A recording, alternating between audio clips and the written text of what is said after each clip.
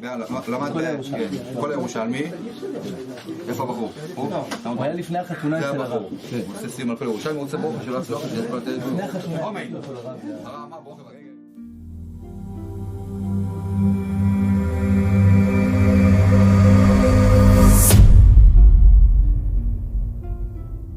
The Rambam is asked a question, and the question is, what is the meaning of life? And for that, he says, it is actually a stupid question. And you can see in Parshas Kedoshim, where it's saying you are to be holy to HaShem. And the Rambam writes, you are to make yourself holy to HaShem. That's it. That's it. That's the purpose of life. And the purpose of life as the Jew in this domain here, not in Olam Haba, not in the resurrection or the time of the Mashiach, but this realm today is to be holy to HaShem, to be very close in a material world to the Holy One, and to refine yourself and to experience all of the blessings that are talked about that you can see in the Shema that is represented as being in this world right now.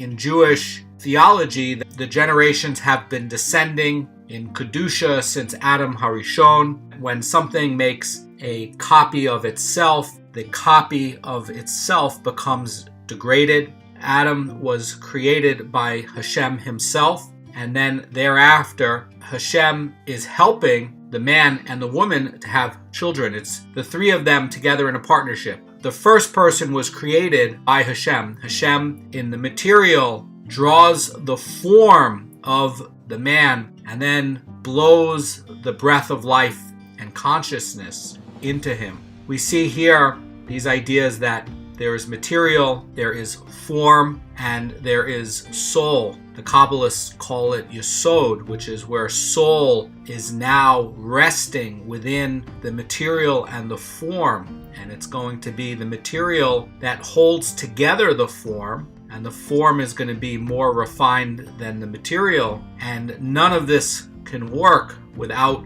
the soul. In a lot of the Midrashic stories, the form of Adam, it was just elevated. It was higher and he was taller. His skin was more luminous. There's a correlation with these generations descending.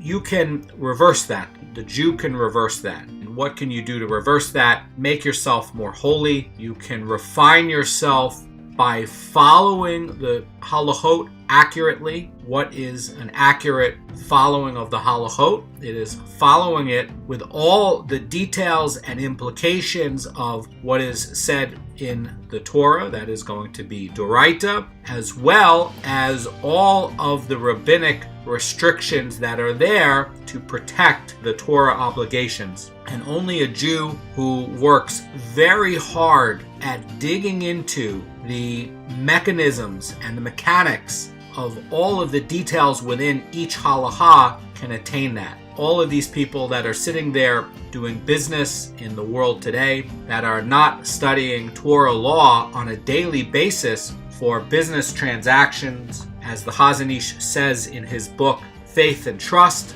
in Amunah and Bitachon, that these businessmen are stealing on a daily basis. The Torah law is very intricate. There's a lot of concern about making sure that there's no misleading, there's no trickery at all in any transaction. So somebody who is not sitting there on a daily basis and honing themselves at this, for sure they are stealing on some way. When you have theft in business, it is very serious and you get special punishments because HaShem really, really does not like theft. It's very important to follow the leaders of the generation, and it's very important to make yourself holy so that you have the merit with your children and you have the merit with your possessions and with yourself, and most importantly, you can have the experience that is promised to each and every Jew, to have this metaphysical experience where you are getting all of these blessings by being close to the only one that can help you.